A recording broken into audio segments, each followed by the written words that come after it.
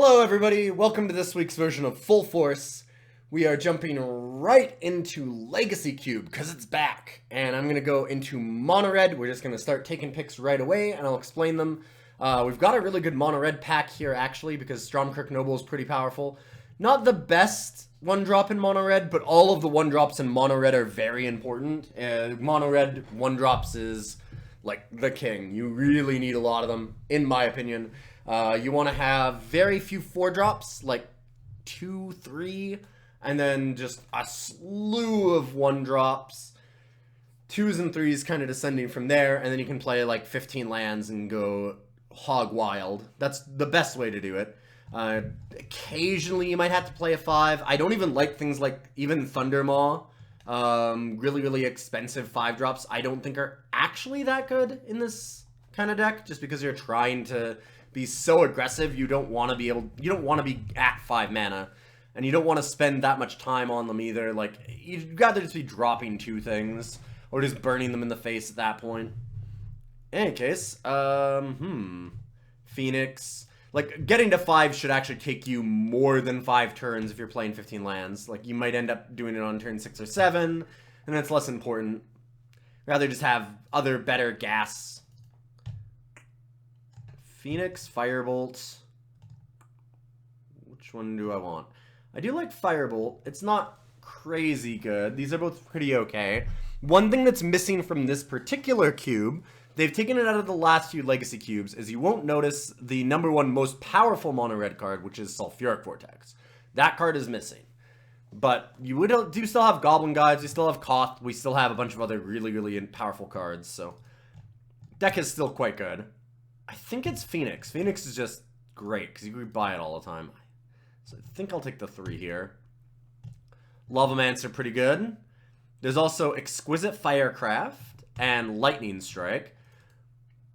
Lavamancer is not as good as a lot of other 1-drops. It can be, but you have to build your deck a little bit more burn-oriented, which is fine. There's nothing wrong with that. It's just, it's a little more dependent on how you build your deck than some of the other 1-drops. Not saying that it's bad by any means. Card's good, and I'm going to take it. I mean, it shows you how good it is that I'm taking it over Exquisite Firecraft and Lightning Strike, or even just how important 1-drops are in Mono Red. I'm hoping that we wheel one of these two. I'm not sure which one I want more. Probably the Firecraft. Just more damage is important. Crater's Claws and Beetleback Chief.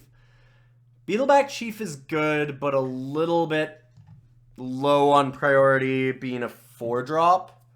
Also just not the best 4. Things like Hellrider are a lot better. I'm not excited by Crater's Claws either, though. This is kind of, I was going to say, too, Mono Red is, it's funny that I haven't done Mono Red before, because Mono Red is almost the perfect deck for a full force, because you actually just need to force it entirely. If you're going to play Mono Red, you're going to take quote-unquote bad cards, like Beetleback Chief, which is not that great. I think I'm taking it here. And just ignore things like Jace, or Oracle Omaldaya, or Stoneforge Mystic, or in that last pack, Batterskull, because we don't care. We just want quote-unquote bad cards that just happen to be very low on the curve, and so we'll finish games quickly. Volley and Gargadon. I'm not a fan of Gargadon. It's a little too slow. I think it takes too long to actually sacrifice enough things and spend the time to do it. I like the Brimstone Volley quite a bit, though. Like, Gargadon's good in other decks. I just don't think that it's good in this deck. Gargadon's a pretty powerful card in other different styles. Wow, there's some great cards here. Not really for us, though. I mean, I don't like Cunning Spark Mage. Yeah, there's a lot of really good cards in this pack. But we'll take the Spark Mage. I'm hoping that that doesn't mean that other people are taking Mono Red. I don't think it does, because Fire Fist Striker is really good. Same with, like, Burst Lightning and Roast. Roast, not as important, because it can't go face, and that's all we really care about. Burst Lightning's awesome. I think I'd rather have a 2, though, since I have 0 2-drops, and I like being creature-heavy in this style of deck, personally. I'm not huge on the Spark Mage. Spark Mage is a weird card. It's really good against us. I'm not sure how good it is for us. Not bad, but not great either. I'm sure that there's other things that we can replace it with. And if you're in the mono red deck and you're forcing it, generally you'll get more than enough playables. There's not enough mono red cards to support 2 people doing it. So you tend to have the ability to go by yourself through it. What do we care about the most here? What's scariest for us? Selvala is probably the most annoying. I don't think I care too much about Prowler. Firebolt Wield. It's a good sign that red's not being taken, because there was only Firebolt in this pack besides the Chandra's Phoenix. Forbid's pretty cool, but not taking it. Not what I need. We're gonna be fun police. Gotta get your hats on, get ready, pull those badges out. Nobody's allowed to have fun. Oh yeah, okay. So we're definitely the only person in mono red. Because, I mean, Lightning Strike's very splashable in a lot of other decks, too. I mean, I would totally play a Lightning Strike in... Oh God, do I just take it over the Exquisite Firecraft? I think I take the Firecraft. That's tough, though. But Lightning Strike is very splashable in, like, a Grixis or blue-red tempo type list, so that's a really good sign that red is just wide open for us. It's not the best pack by any means for mono red, but it's, like I said, really good sign the next packs will be great for us. Take a Gargadon. I'm hoping to cut Beetleback Chief. Brimstone Volley is, it's okay, but not great. I'm going to cut the red card. Just people subconsciously, I think, even see red late, even if it's not a great card, and certainly not good in our deck. But they'll just kind of see they'll see red cards coming late and then just be like, huh, I wonder if I should move in on red. And then they might take our lightning strikes and things at least. They might not go mono red and try and take all of our crappy little creatures and stuff, but they might grab, like I said, lightning strikes and burst lightning, things like that. Somebody did grab the burst lightning, which is important to note. Oof. This pack sucks for us. Mostly, well, I mean, it's pretty bad. I wouldn't say mostly. This is a pretty bad pack. I'm not huge on either of these cards in the actual full-on aggro mono red list. And, I mean, it just is an extra dagger that there happens to be a Consecrated Sphinx and, like, Garruk and stuff like that here. Because, I mean, Consecrated Sphinx especially is one of the best cards in the cube. I don't think it's the best, but it's up there. It's top 5. Probably, certainly top 10. Zealous Conscripts is good. The problem is, like I said, you just can't play a lot of 5s. It's not that this card is bad, it's that it's a 5-drop. Outpost Siege is in a similar position in that it's like a value 4. It takes a while to actually get going, and that's not what you want to have on turn 4. On turn 4, you want to be bashing their face so hard that they're dead. I guess I'll just take the Conscripts, but pretty disappointing pack. Goblin Guide is something that we want. Easy Incinerate. I know a lot of people are like, what, Siege Gang Commander's so much damage!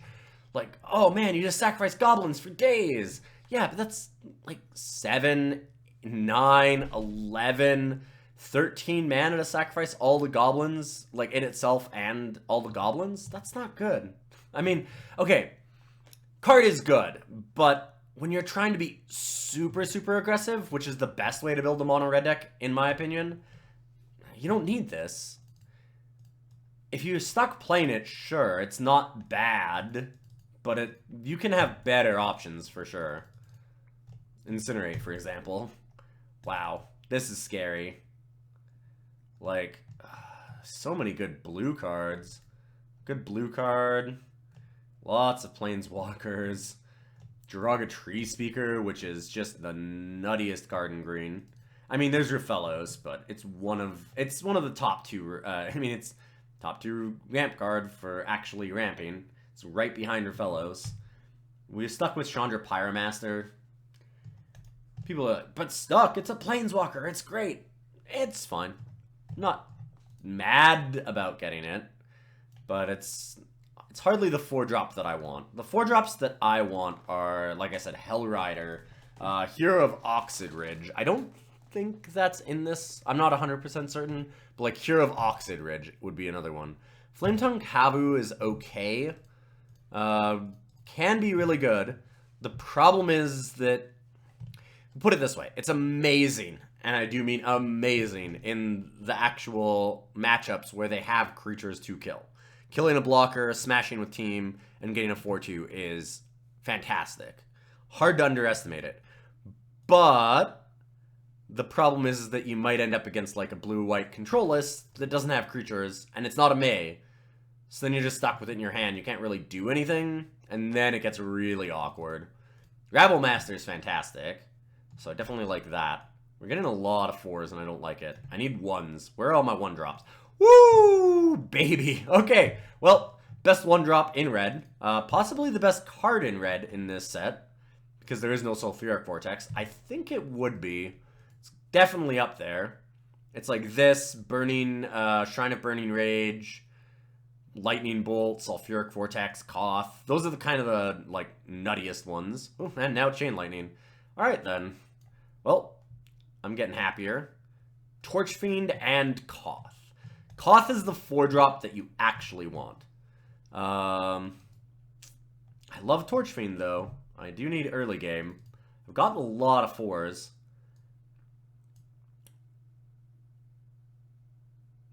It's so hard to pass Koth, though. Because unlike Chandra, like Chandra deals damage to a player and a creature. Maybe it lets you get in because that creature can't block.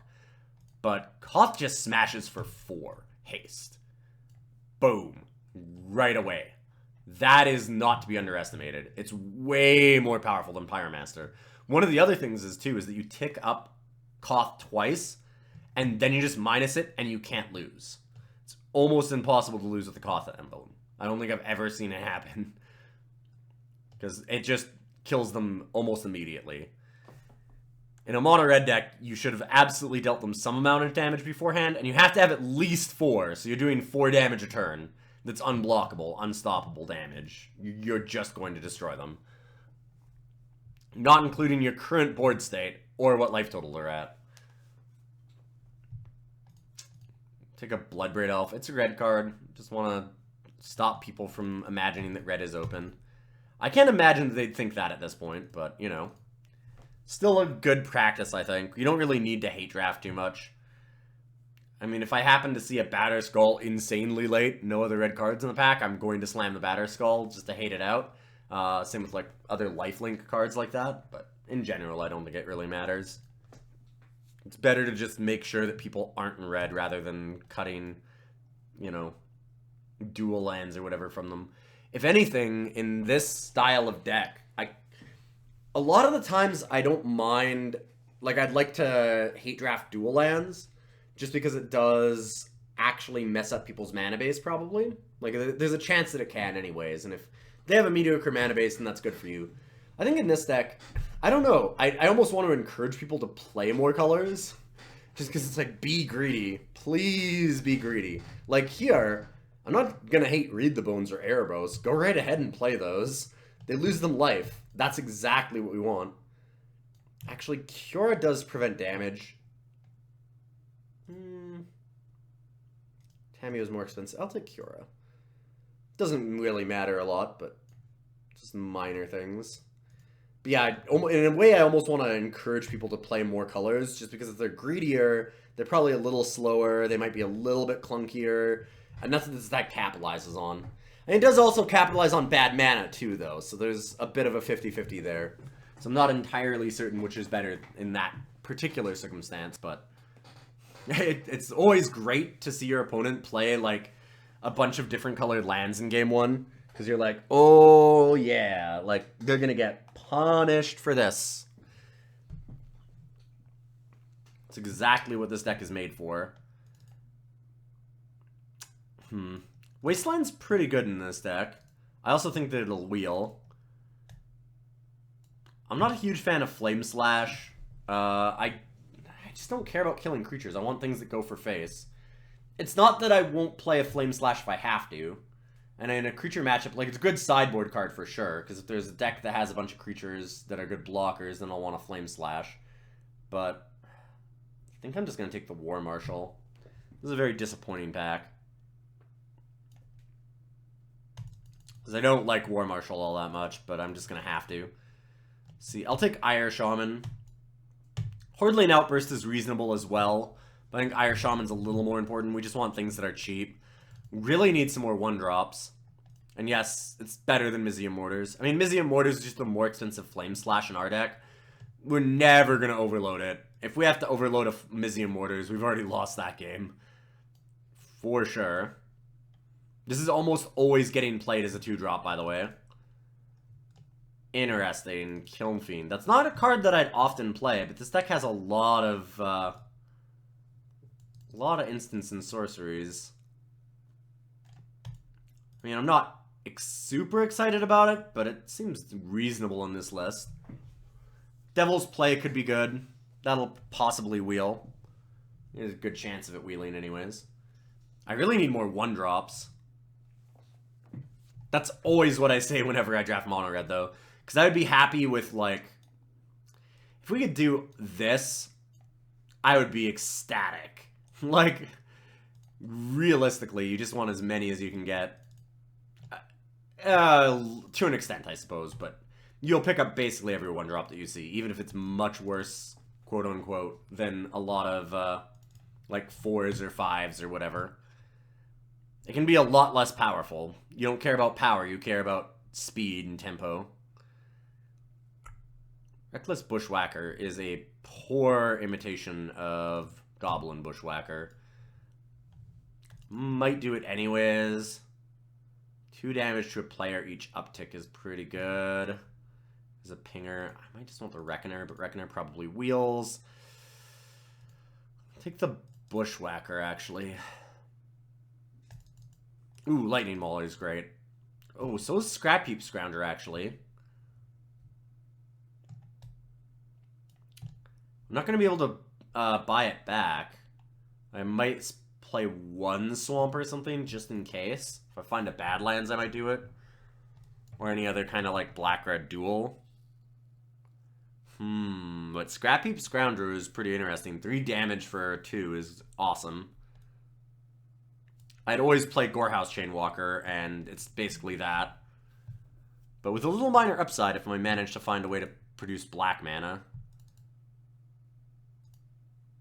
I think that Lightning Maul is more likely to come back, so I'm going to take the Scrap Heap. Both are pretty likely, but I think it's a little bit more likely that this Lightning Mauler comes back. Porphyros. I haven't played Porphyros a whole lot. I'm not sure that it's that good. I mean, we do have things like Goblin Rabblemaster. We do have Mog War Marshal.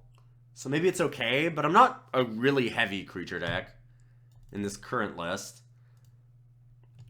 That being said, it's not like Arc Trail is amazing. Port is, though. I could just take Port. Yeah, it's probably Port, honestly. Port's just insane. Kind of missed it for a second there. See, and this is, like, I'm going to jam Stoke the Flames over Stormbreath Dragon. Stormbreath Dragon's fine as a 5-drop, but I'd much prefer to not have 5s.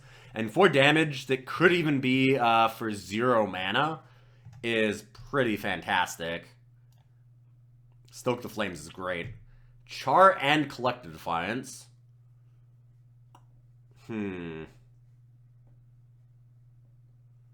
Collective Defiance is interesting. Char is more damage. And at instant speed, it's nice. The Collective Defiance, I mean, if you can play it for 5, is pretty amazing. There's a non-zero percentage of the time where you might end up with a couple of extra lands and might want to do that. I don't know. This is a close one. It might just be Char. I'll take the Defiance, though. I'm going to test it out. Very reasonable that that's the wrong pick.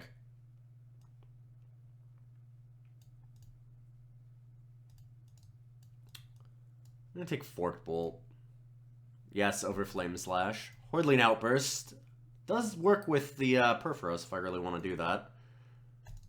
There's Devil's Play. Chandra Wield. Lightning Mauler Wield, which is really what I needed. Okay. I don't love this. I don't love the Pyromaster. I don't love the Conscript. This is currently 16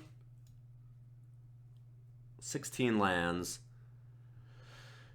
We have a few too many 3s, I think, to really want to go 15, but maybe I'm wrong. It's close. It's very close. The big problem is that if I want to play 15, I pretty much have to play something that's expensive. I'm going to have to play a 4 or a 5 drop. Maybe Cunning Spark Mage. That doesn't seem like a great idea.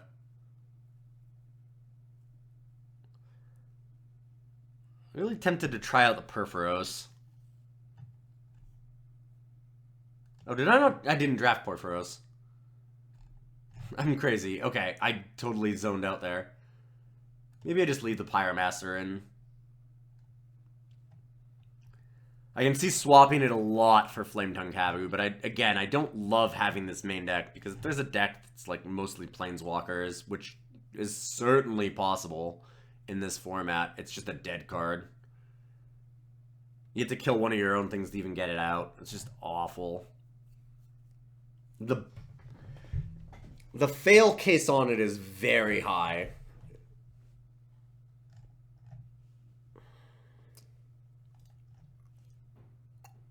Alright, so... I mean, Chief, Pyromaster... Chief is not a bad idea either. I do have Reckless Bushwhacker that cares about how many critters I have. Goblin Rabblemaster does a little bit too. Although it's both an upside and a downside to have more goblins. Obviously the Rabblemaster itself is bigger, but they have to attack, which can be a problem. Might just be the best way to play, though. Forcing you to attack every turn is not the worst way to play this deck. Alright, I'm going to do it this way. Really wish we had more 1-drops. We have 3. I think the good mono-red lists have like 5. At least. I would probably play 8. I'm a huge fan of having as little lands as possible and just being super aggressive. 15 lands is so dicey with 3 4s. I'm going to do it, though. This is a deck to be greedy with. Because our mana base is always pretty good. I mean, for obvious reasons. Alright, I'm going to jam this deck, and we'll be back with round 1 in a minute.